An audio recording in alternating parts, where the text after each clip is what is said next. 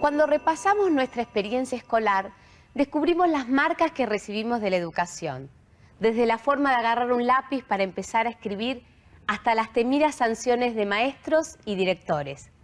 Para los especialistas, estas marcas son el pasaje que nos permite entrar a la civilización.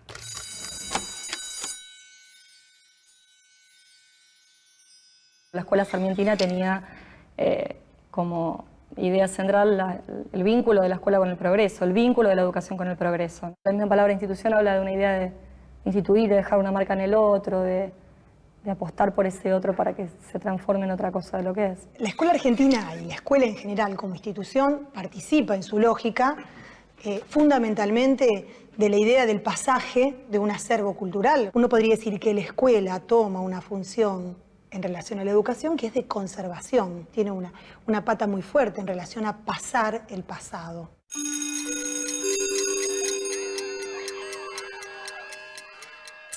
Estos rasgos distinguieron a las escuelas occidentales durante el siglo XIX y XX.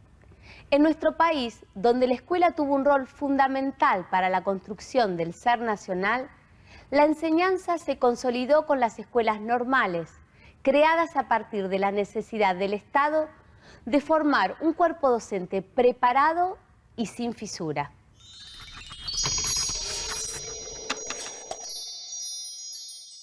Cuando la escuela tiene como propósito educar al ciudadano, educar al pueblo soberano, empieza a constituirse en la escuela argentina de fines del siglo XIX una red de normas, es decir, una escuela que tiene como punto central la normalización.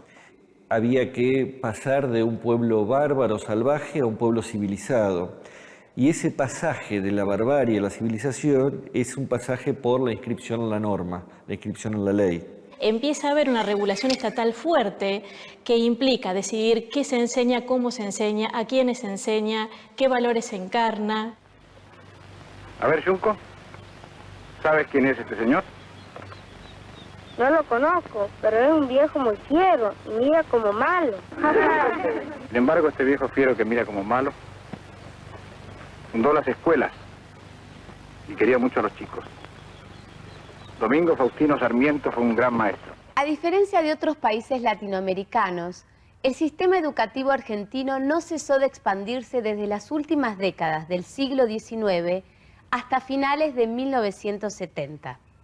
Por ser un país abierto a la inmigración, el sistema escolar era una herramienta clave para la constitución de identidades colectivas que se presentaban dispersas y variadas.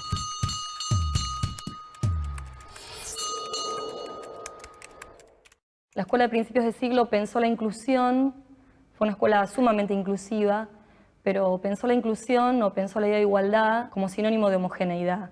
Y en ese sentido dejó afuera identidades, lenguas, formas de vida, valores. La escuela sarmientina pensó un modelo de hombre, a formar un hombre con mayúsculas. La escuela en algún punto funcionó socialmente y mucha gente le depositó eso de tramitar la entrada al colectivo, a un colectivo más amplio que al de un grupo particular. La escuela constituyó un espacio que permitía cierta movilidad social.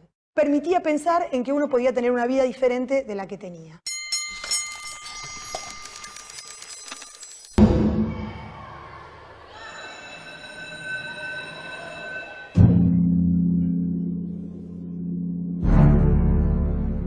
La escuela común surge en contraposición a escuelas diferenciadas, ¿no?, en el siglo XIX. Sobre todo en la época de la colonia, pero después de la colonia también subsiste la idea de que los indios y las castas, se los llamaba los negros y los mulatos y mestizos, tenían que tener escuelas diferentes, ¿no? Por ejemplo, incluso la Sociedad de Beneficencia, que organiza Rivadavia para la educación de las niñas, ¿no? Los niños iban a unas escuelas y las niñas iban a otras. La Sociedad de Beneficencia pensaba que tenía que tener una escuela para castas, ¿no?, específicamente que fuera distinta de las escuelas para niñas blancas, ¿no?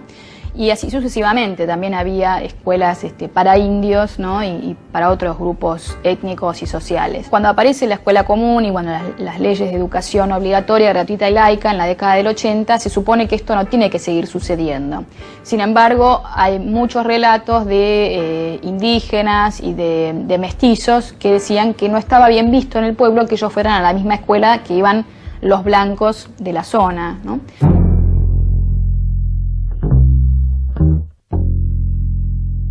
La educación común históricamente tenía que ver con la educación de los comunes. ¿Quiénes eran los comunes? Se hablaba de los que podían llegar a ocupar cargos políticos, de los que podían llegar a mandar. Una vez más, de los hombres, de los blancos y de los católicos, ¿no? De la idea de criollo. Si uno piensa en el origen, cuando comienza la independencia, cuando se decía criollo estaba pensando en estas características. Estos eran los comunes que tenían que ir a educarse. Esto se va a complicar muy fuertemente con el comienzo del siglo XX, con la llegada del inmigrante.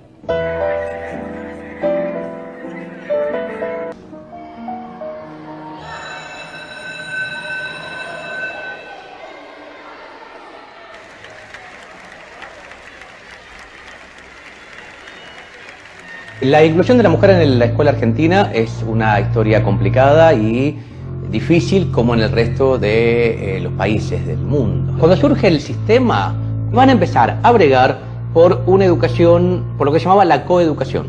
Educar en igualdad de condiciones y en las mismas aulas a hombres y mujeres. La ley 1420 establece que en lo posible las escuelas serán mixtas, por lo menos hasta cuarto grado. Y a su vez que las clases, en caso de ser mixtas, tenían que estar a cargo de maestras.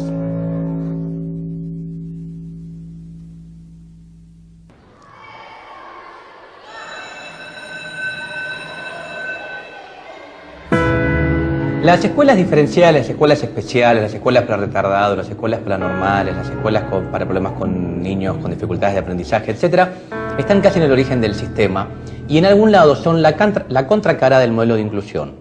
Las escuelas diferenciales o especiales ya están sobre comienzo del siglo XX y van a ser destinados a aquellos que no pueden aprender por algunos motivos. Hay toda una pasión en la escuela argentina, como en el resto de las escuelas del mundo, va a haber una pasión de clasificación de alumnos, de clasificación de niños y muchas veces desde modelos médicos. Uno puede ir viendo cómo siempre hubo niños retardados, atrasados, distraídos, afásicos, disléxicos, silábicos, con ADD, con problemas de atención, con problemas de movilidad. Y también cómo estas enfermedades, supuestas enfermedades, aparecen en ciertos momentos históricos.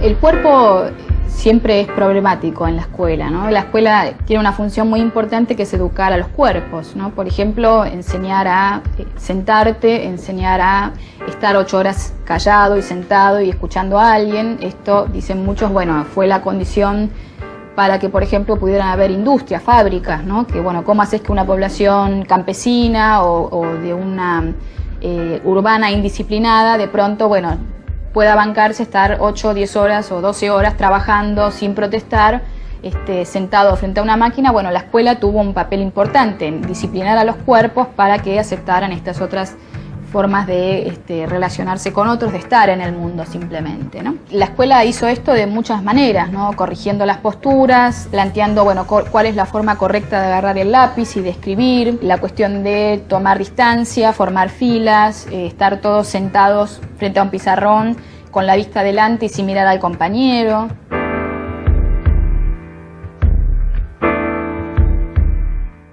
La idea del guardapolvo era plantear un ámbito más higiénico y más limpio, ¿no? Y cuando aparece en esa época se dice por un lado que todos los chicos luzcan iguales y así de alguna manera abolir las diferencias sociales o que no se noten en la escuela.